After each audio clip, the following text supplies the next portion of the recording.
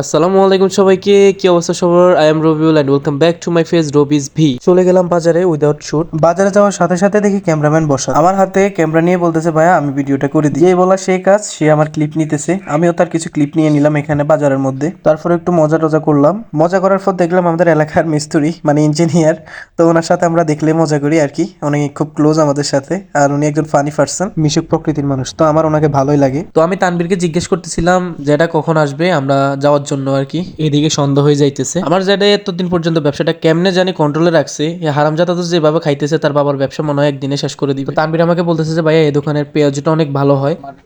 আমার কি এটা কি আমার ভিতরে যতটুকু সামর্থ্য ছিল।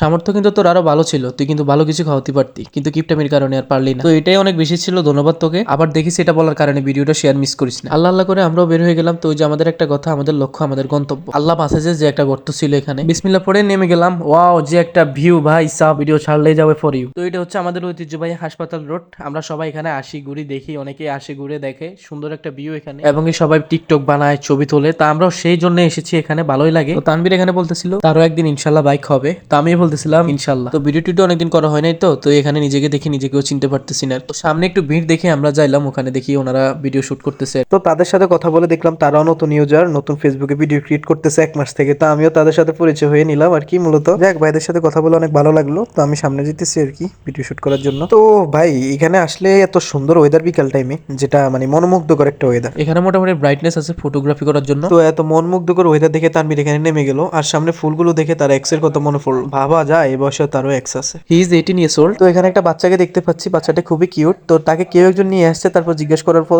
বলতেছে যে আমার ভাগিনা। ওনারে ভাগিনা বলার কারণে আমার বুকটা নাড়া দিয়ে উঠলো, কারণ এরকম আমারও একজন ছিল। আল্লাহ ব্যস্ত নসিব করুক আমার প্রিয় মামাকে। তো এটাই ছিল আমার ব্লগ। খোদা হাফেজ।